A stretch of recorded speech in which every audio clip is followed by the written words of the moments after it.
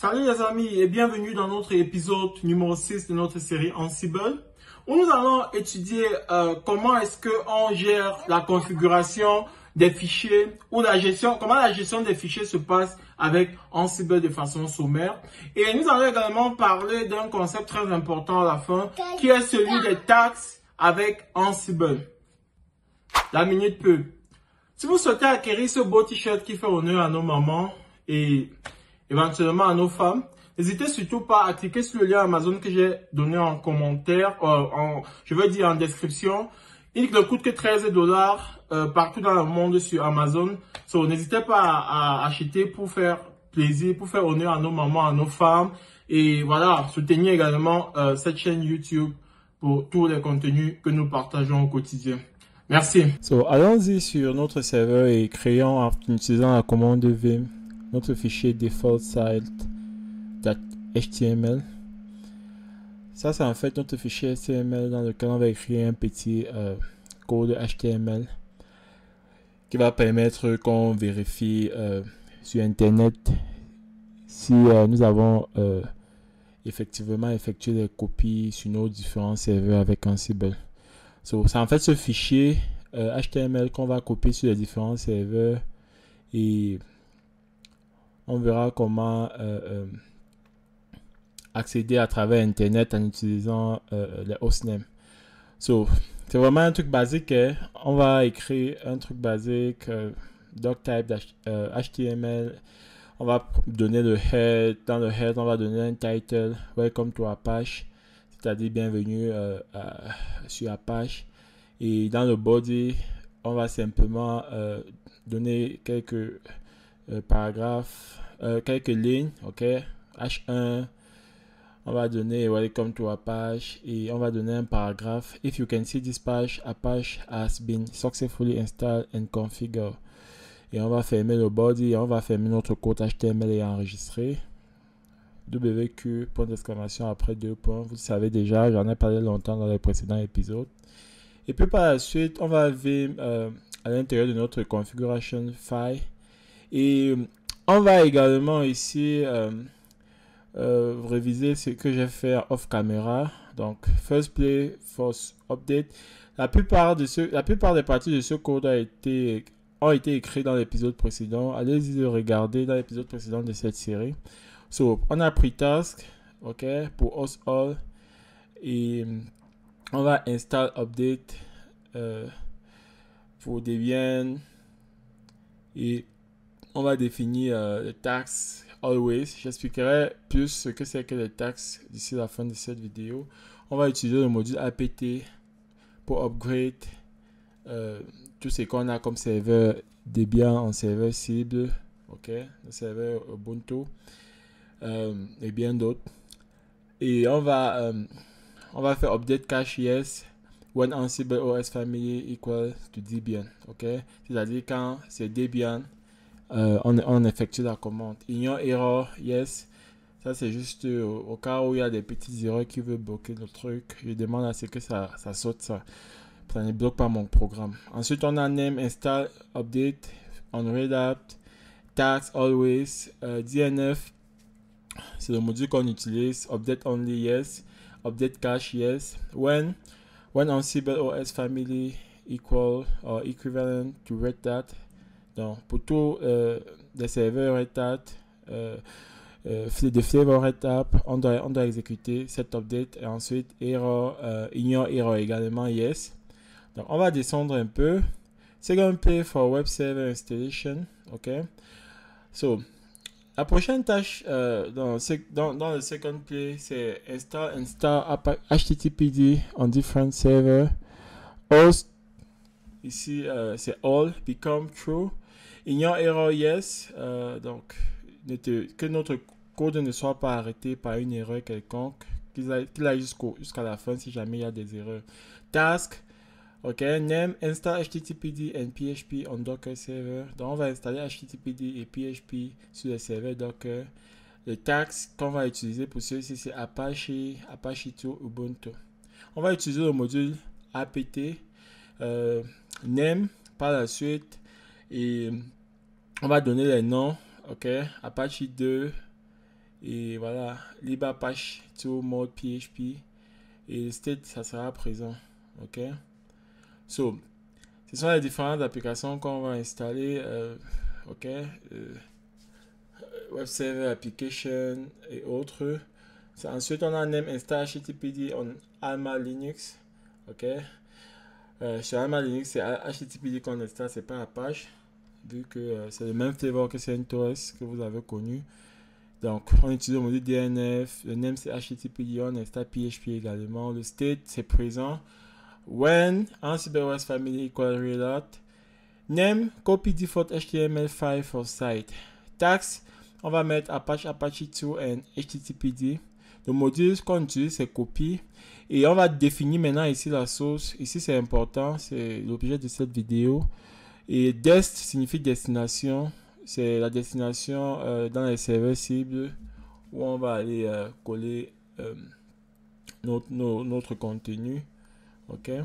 So, owner, ça sera root, group root, et le mode, c'est les permissions 0644. J'ai fait une vidéo déjà sur les permissions sur cette chaîne.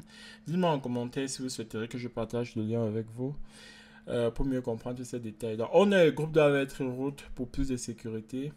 Name, star Apache2 in Docker Container, Debian.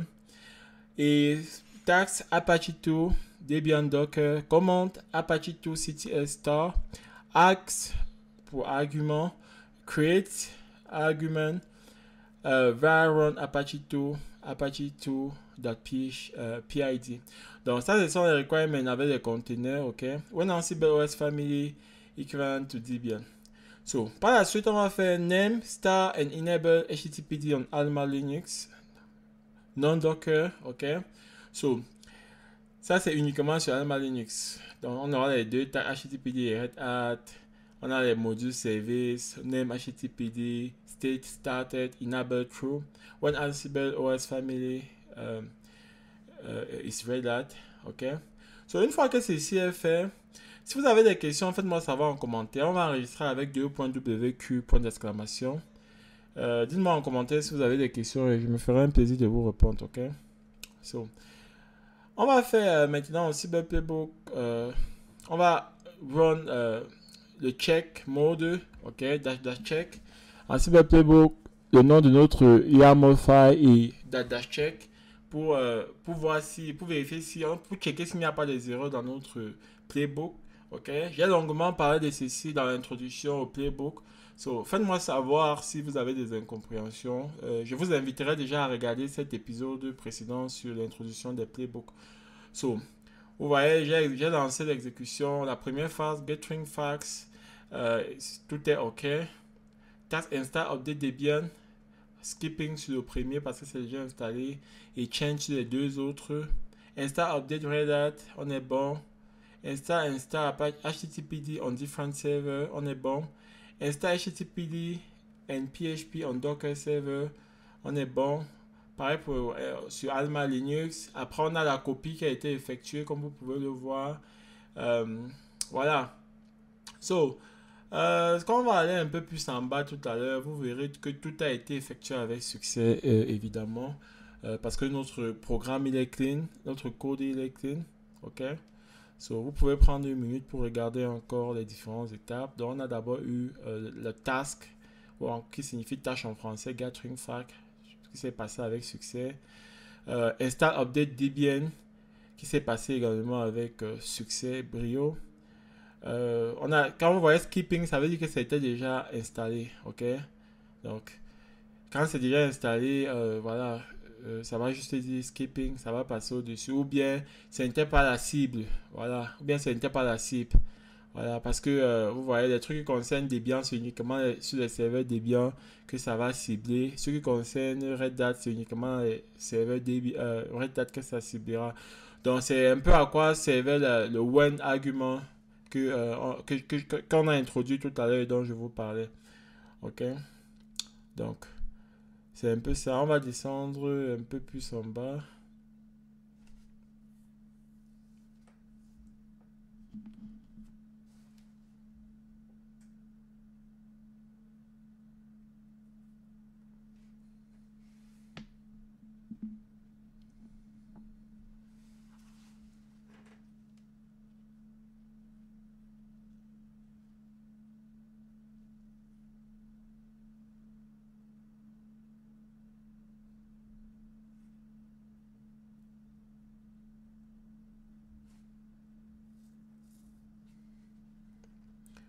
install HTTPD on Alma Linux, change. C'est uniquement Alma Linux qui a changé. Ok. Mais concernant la copie, ça change sur tous les serveurs parce qu'on a ciblé copier notre HTML file sur tous nos serveurs. C'est pourquoi vous voyez tout est en jaune changé. Start Apache to in Docker container. Vous voyez, ça a ciblé uniquement nos deux containers Docker. Start and enable HTTPD on Alma Linux. Ça skip les deux containers Docker et ça va juste installer sur notre serveur Alma Linux. Donc, vous voyez le récapitulatif, le petit récap en bas ici. Vous voyez, tout est OK. De changer, changement, change for. So, une fois qu'on est sûr que notre truc est OK, on va maintenant l'exécuter en enlevant le check. Parce que vous vous rappelez, dans le précédent épisode, je vous ai expliqué que ça, c'est juste une façon de checker. En réalité, rien n'est exécuté. Mais une fois que vous avez checké comme ça, vous voyez, tout est clean. Vous pouvez maintenant exécuter votre fichier. Et en principe, on aura exactement le même output là maintenant. Ok, donc essayez de voir un peu ça.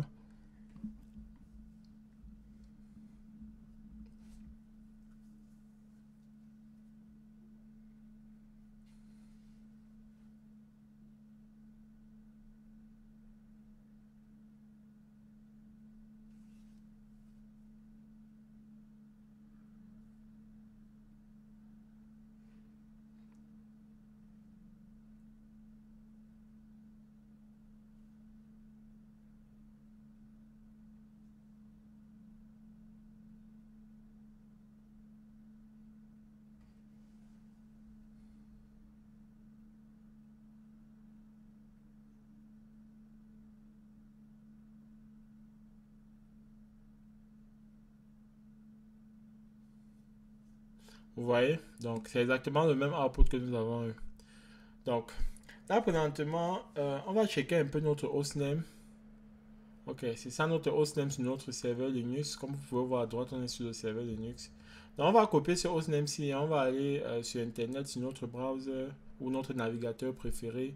Essayez d'accéder et vous verrez que c'est exactement le message que nous avons mis dans le fichier. Bref, le contenu de notre fichier HTML qui va apparaître.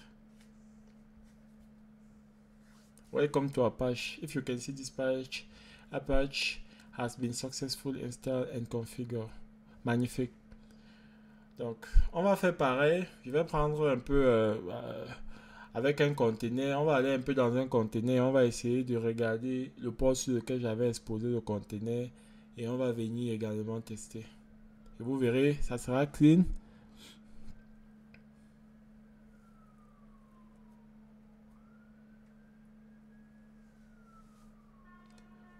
Donc, j'utilise la commande docker ps pour voir les différents ports que je vais utiliser.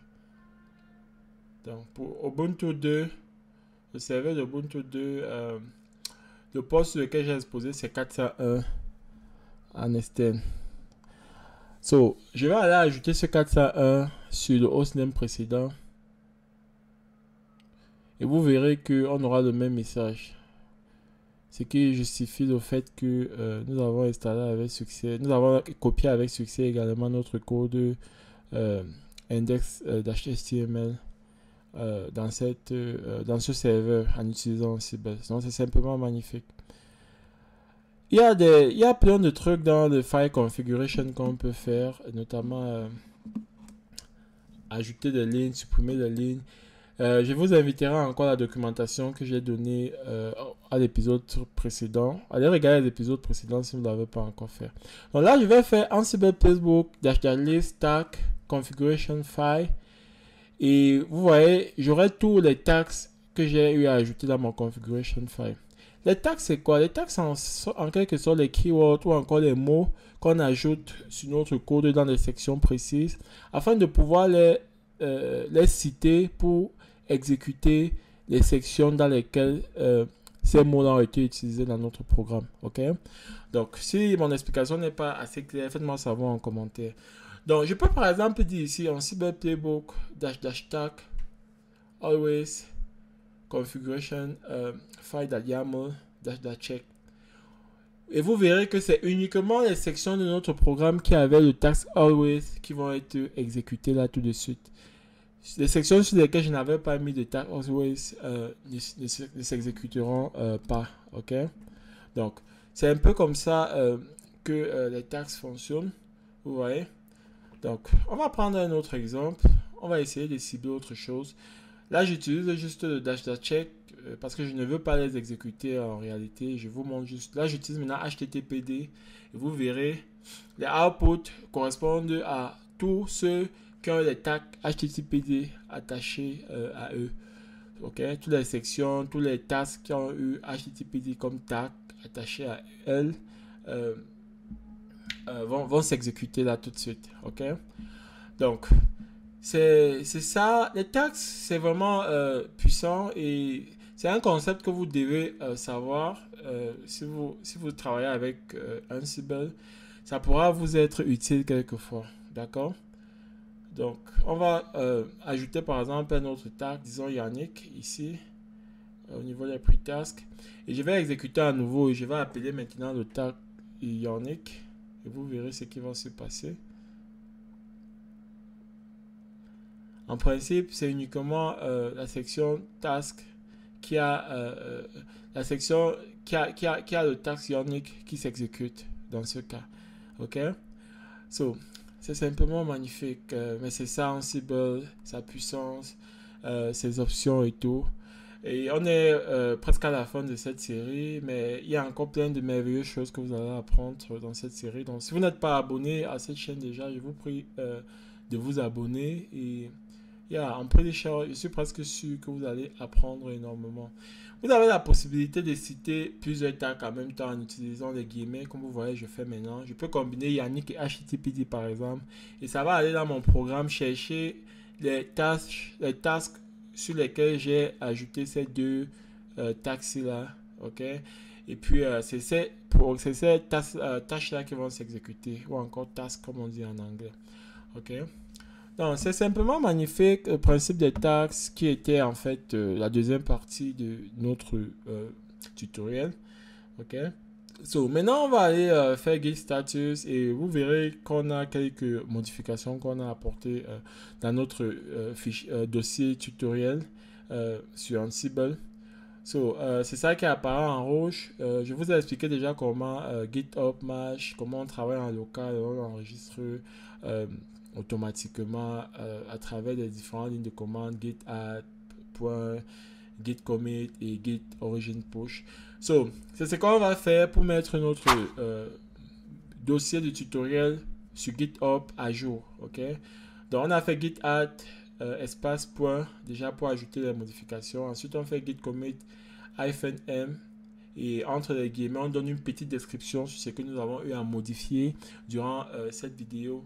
Donc l'intérêt de cette petite description aussi en général c'est quoi? C'est pour que quand vous travaillez en groupe avec des gens sur un projet avec d'autres développeurs et tout, ou bien d'autres collègues simplement, que quand vous soumettez une modification comme ça, qu'ils soient capables, à travers votre description, de se repérer facilement sur GitHub et repérer les lignes qui ont été changées, ce qu'on avait avant et ce qu'on a maintenant. Donc j'ai expliqué ça longuement déjà dans les épisodes précédents. Allez-y, regardez tous les épisodes précédents de cette série et je peux vous rassurer que vous ne serez pas déçus. Vous allez apprendre énormément sur ce puissant outil d'automatisation et ce n'est que le début. Donc quand j'ai fait git push, bon, je vais configurer mon agent PID, ok, et puis je vais l'utiliser comme on l'a fait jusqu'à présent.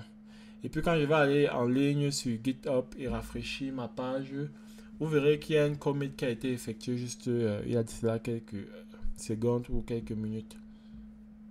Vous voyez, 1 minute ago, DevOps added configuration. Donc vous voyez. Donc c'est un peu ça.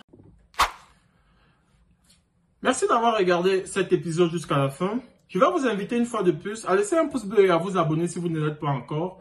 Parce que le meilleur est à venir sur cette chaîne, sur des contenus, sur le software développement et bien d'astuces autour de l'IA et de la tech. À très bientôt.